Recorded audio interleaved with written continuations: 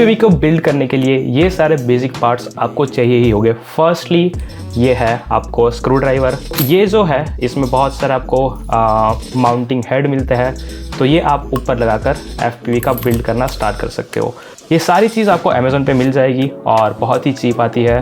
This are not expensive one. तो सबसे पहले आपको चाहिए होगा ये स्क्रू ड्राइवर। सेकेंडली आपको प्रोपेलर माउंट करने के लिए ये एक जो ब्लेड आता है वो चाहिए होगा, तो जिसकी मदद से आप प्रोपेलर को आप मोटर में माउंट कर सकते हो।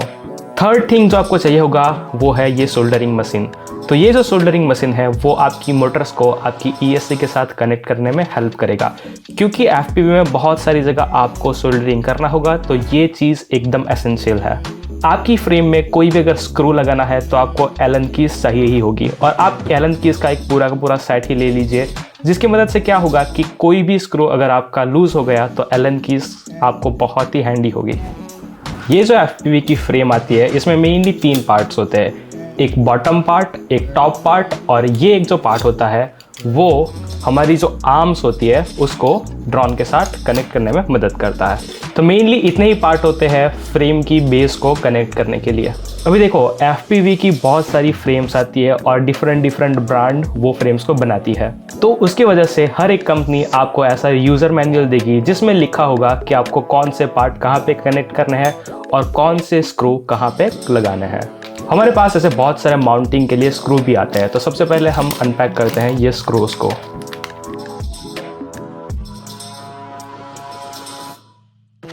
तो चलिए अब हम बिल्ड करना स्टार्ट करेंगे। सबसे पहले हम बॉटम प्लेट लेते हैं। आपको अभी सिर्फ रफ एस्टिमेट ही करना है, आपको जो स्क्रूज है वो एकदम बाद में लगाने हैं। तो मैंने ये बॉटम प्लेट ले ली है, उसके ऊपर मुझे ये डायग्राम में दिखाया हुआ है कि बॉटम प्लेट के ऊपर ये आर्म्स लगती है। तो बॉटम प्लेट के ऊपर मैंने ये आर्म्स सेट कर दी है, और उसके बाद ये जो मिड फ्रेम आती है वो मुझे यहाँ पे सेट करनी है। तो ये देखो हमारी फ्रेम की एक बेसिक असेंबली स्टार्ट हो चुकी है। मुझे लगाने हैं स्क्रूज और नट। तो यहाँ पे बहुत सारे होल्स हैं ही, जो कंपनी ने प्री बिल्ट आपको होल्स तो करके ही देता है। तो सिर्फ ये स्क्रूज और बोल्ट है वो मुझे ये जो होल्स है उसमें जाके फिट करने हैं।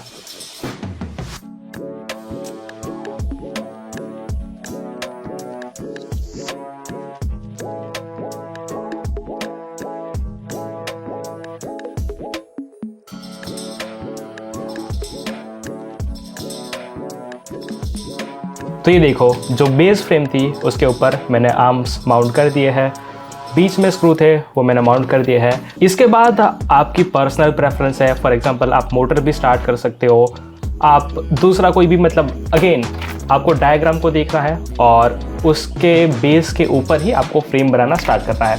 अब बारी आती है मोटर्स की। तो ये जो मोटर्स है उसको मैं ये आर्म्स के ऊपर कनेक्ट कर देता हूँ। मोटर को माउंट करने के लिए जो स्क्रू आते हैं वो मोटर्स बनाने वाली कंपनी ही प्रोवाइड करती है।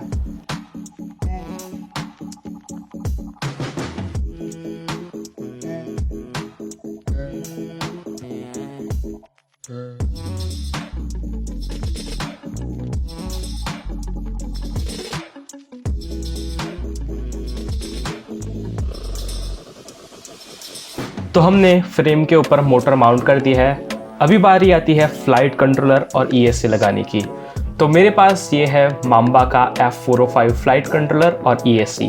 तो जैसे ही आप ओपन करोगे हर एक फ्लाइट कंट्रोलर के साथ यूज़र मैनुअल आती है। अभी देखो FPV में वाइड वैराइटीज ऑफ ड्रोन आप बिल्ड कर सकते हो, तो हर एक ड्रोन की स्टाइल के लिए different type of flight controller होते हैं, डिफरेंट टाइप ऑफ ESCs होती है। आप जो ड्रोन बिल्ड कर रहे हो उसके अकॉर्डिंग ही आप ESC लो, और हर एक ESC में आपको यूज़र मैनुअल मिलेगी जहाँ पे लिखा होगा कि आपको मोटर्स कहाँ पे कनेक्ट करनी है, आपको एयर यूनिट के वायर्स कहाँ पे कनेक्ट करना है। तो वो तो मतलब हर एक फ्लाइट कंट्रोलर में डिफरेंट जगह पे सारे माउंटिंग पॉइंट्स हो गए। तो इसके लिए ये जो यूज़र मैनुअल है वो बहुत ही इम्पोर्टेंट होती है। ये है हमारा ESC और ये है हमारा फ्लाइट कंट्रोलर। तो सबसे पहले मैं माउंट करूँगा बैटरीज जो लगती है उसके कनेक्टिंग रोड्स। तो ये है हमारा ESC और मैं सोल्डरिंग करना स्टार्ट करूँगा। ये जो बैटरीज के कनेक्टर आते हैं वो, ये जो फ्लाइट कंट्रोलर और ESC आती है उसके जो कनेक्टिंग पॉइंट्स होते हैं वो बहुत ही छोटे होते हैं। तो आपको सोल्डरिंग करने में थोड़ी बहुत प्रैक्टिस तो लगेगी ही, बट अगर आपके पास कोई फ्रेंड है तो ये फ्लाइट कंट्रोलर और ESC को होल्ड करने के लिए कोई भी फ्रेंड की आप हेल्प ले सकते हो।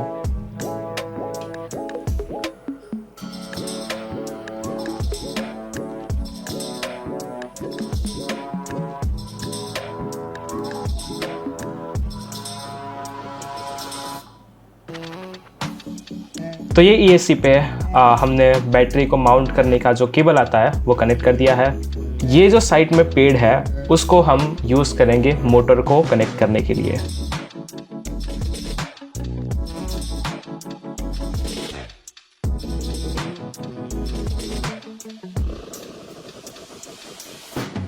ESC पे हमने अभी ये मोटर को माउंट करने के लिए वायर कनेक्ट कर दिया है। यूजुअली ऐसा होता है कि ये जो वायर्स होते हैं मोटर के वही डायरेक्टली ESC पे कनेक्ट करने होते हैं, बट ये वायर्स मोटर के थोड़े छोटे हैं तो इसलिए मुझे ये एक्स्ट्रा वायर ऐड करने पड़े।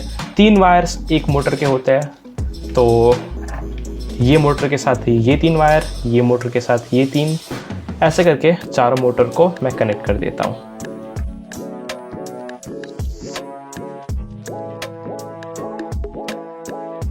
तो ये फ्रेम पे मैंने 4 स्क्रू लगा दिया है और ये चारों स्क्रू के ऊपर 30 बाई 30 के स्क्रू है, उसके ऊपर मैंने ESC लगा दिया है। तो अभी ESC हमारी ऑलमोस्ट फिक्स हो चुकी है। ESC के ऊपर हमारा फ्लाइट कंट्रोलर लगेगा, बट उससे पहले हम लगा देते हैं ये केबल्स।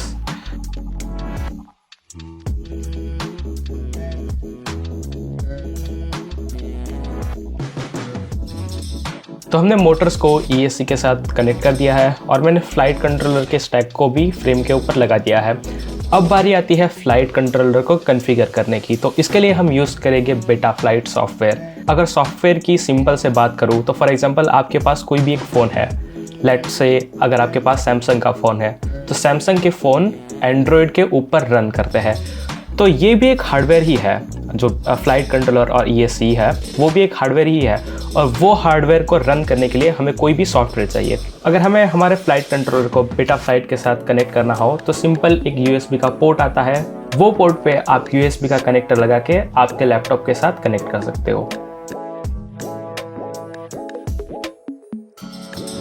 हम आ गए हैं बेटाफ्लाइट में और मैं आपको बताऊंगा कि इसमें जो ये सारे सेटिंग्स है उसका बेसिकली काम क्या है। अभी देखिए, हर एक ब्रांड के फ्लाइट कंट्रोलर आते हैं और उनके सेटिंग्स डिफरेंट होते हैं। तो हमने जो ये ड्रोन बनाया उसका जो कॉन्फ़िगरेशन है वो आप ड्रोन बनाएंगे उससे बहुत डिफरेंट भी हो सकता है, लेकिन मैं सिर्फ आपको बेसिक चीज़ें बताऊंगा कि एग्जैक्टली ये जो सारे सेटिंग्स है, पोर्ट्स है, कॉन्फ़िगरेशन है, पावर एंड बैटरीज है, तो ये सारे सेटिंग्स एग्जैक्टली करते क्या है उसका मैं बेसिक नॉलेज दूंगा।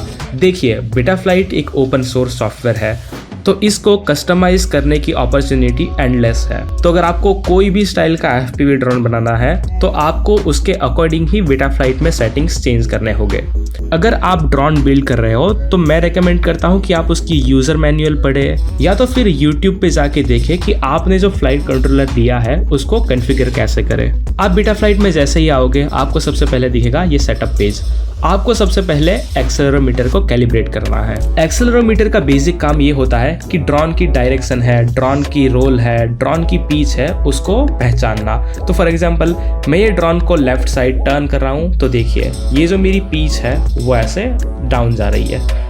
ये जो एक्सेलेरोमीटर है वो ड्रोन की स्टैटिक और डायनेमिक एक्सेलरेशन होती है उसको पहचानने का काम करता है। अब बारी आती है पोर्ट्स की। तो फ्लाइट कंट्रोलर में बहुत सारे इनपुट के पोर्ट्स होते हैं।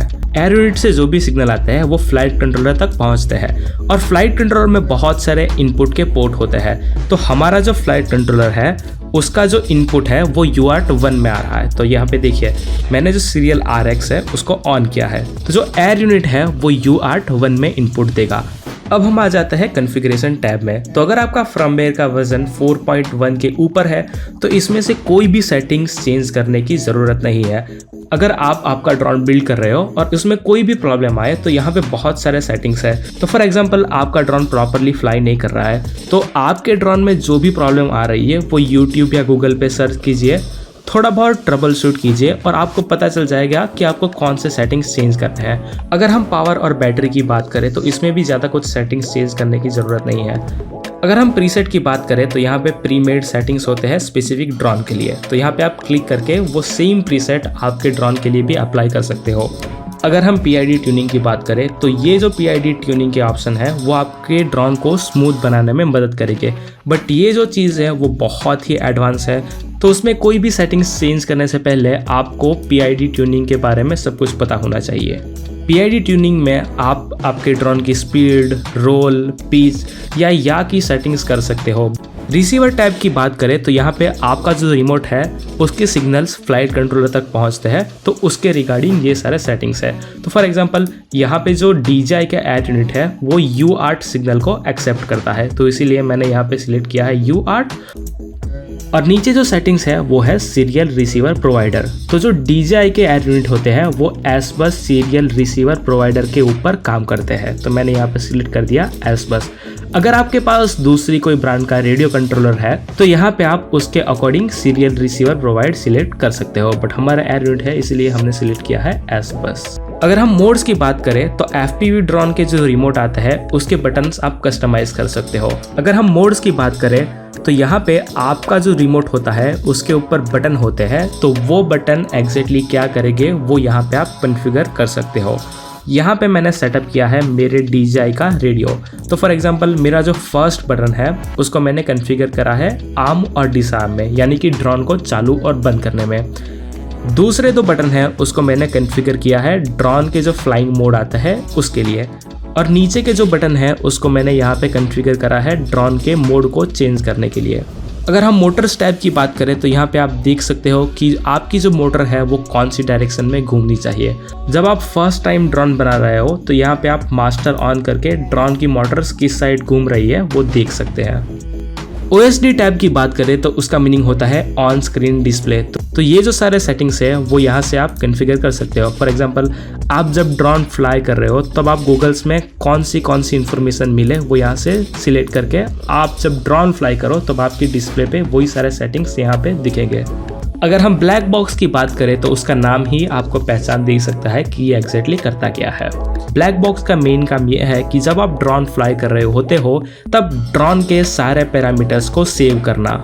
मान लो आप आपका ड्रोन फ्लाई कर रहे हो और वो क्रैश हो गया, तो लास्ट मोमेंट पे कौन सी प्रॉब्लम से वो क्रैश हो गया वो सब कुछ फ्लाइट कंट्रोलर में सेव रहता है, और लास्ट में आते हैं CLI पे। तो ये जो चीज़ है वो कोडर के लिए है, इवन आप भी यूज़ कर सकते हो।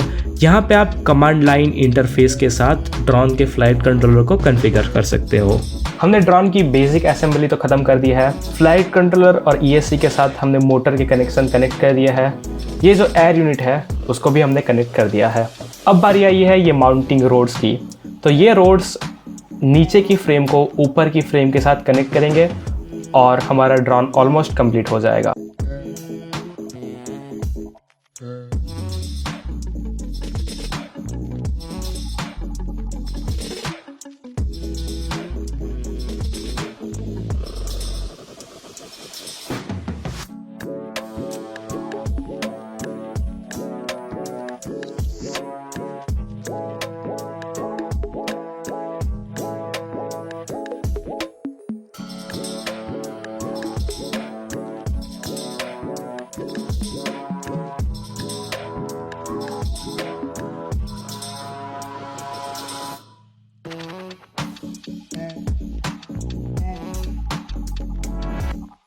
तो चलिए अब हम बात करते हैं लिथियम पॉलीमर बैटरीज, यानी कि FPV की जो बैटरी आती है उसको चार्ज कैसे करना है। कोई भी बैटरी 4S या 6S है, अगर वो आपको पहचानना है तो फर्स्टली इसके ऊपर जो स्टिकर लिखा हुआ होता है उसके ऊपर लिखा ही हुआ होता है कि ये 4S बैटरीज है या 6S बैटरी है।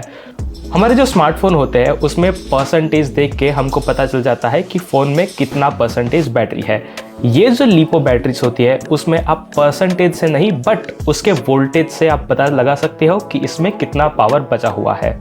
ये 4S बैटरीज है और ये 4 सेल में से हम एक इंडिविजुअल सेल की बात करते हैं तो लिथियम पॉलीमर का एक सेल 4.2 वोल्ट पे हो तो उसकी फुल कैपेसिटी पे वो चार्ज हो चुका है।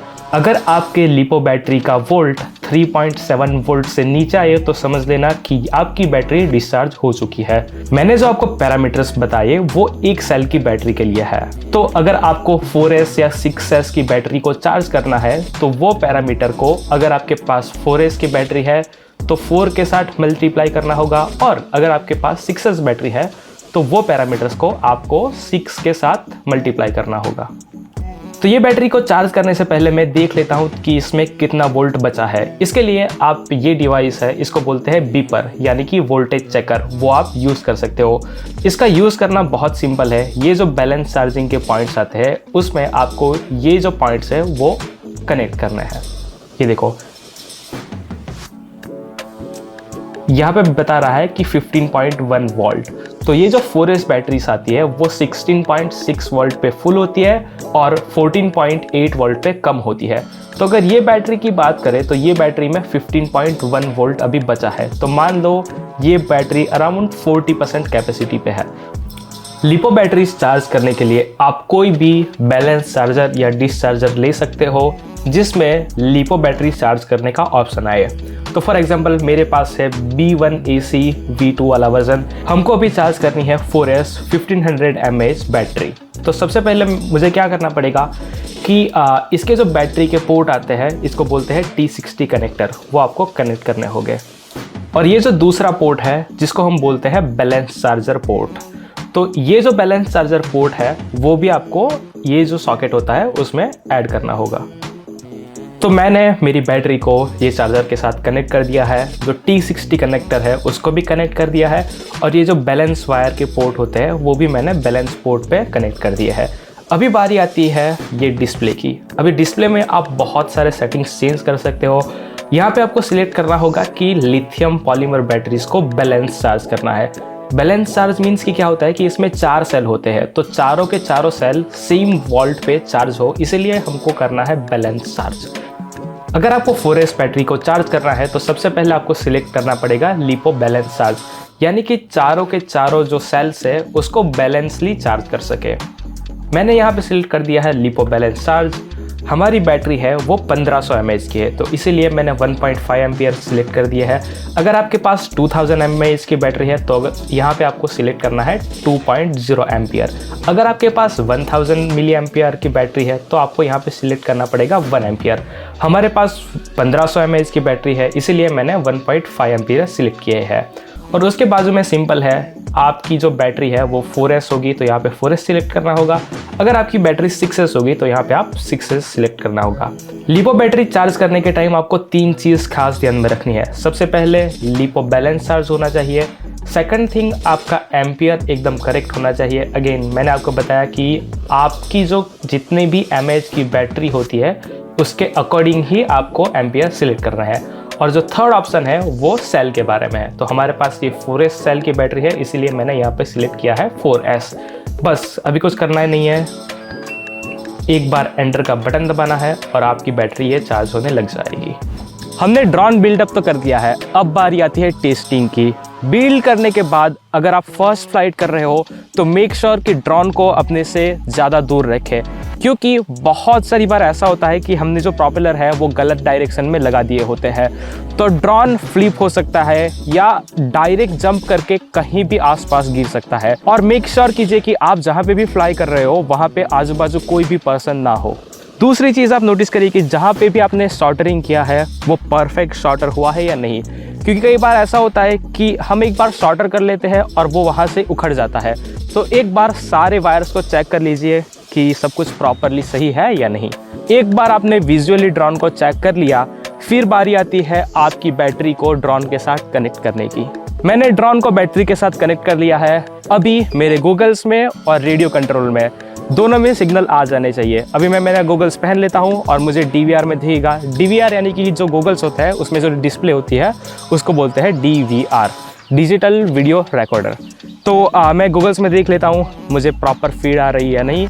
अगर मुझे प्रॉपर फीड आ रही है और मेरे सिग्नल भी ड्रोन के साथ कनेक्ट हुए लग रहे हैं तो मैं उसकी पहली फ़्लाइट लूँगा। फ़्लाइट टेक ऑफ करने से पहले आप देख लीजिए कि आपकी बैटरी प्रॉपर वोल्टेज पे है या नहीं, और दूसरी चीज़ कि आपके सिग्नल प्रॉपर आ रहे हैं या नहीं, वो भी आपको चेक करना पड़ेगा। गूगल्स में आपको बार दिख जाएंगे, 1, 2, 3 और 4 बार आते हैं। तो इट्स जस्ट लाइक मोबाइल के टावर, वैसा ही सिंबल आता है। तो अगर आपके टावर फुल है तो इट मीन्स कि आपका सिग्नल का जो कनेक्शन है वो परफेक्ट है। तो मेरे गूगल्स में अभी प्रॉपर 4 टावर आ रहे हैं और मेरी बैटरीज भी प्रॉपर वोल्टेज पे है। तो अभी मैं टेक ऑफ करने जा रहा हूँ।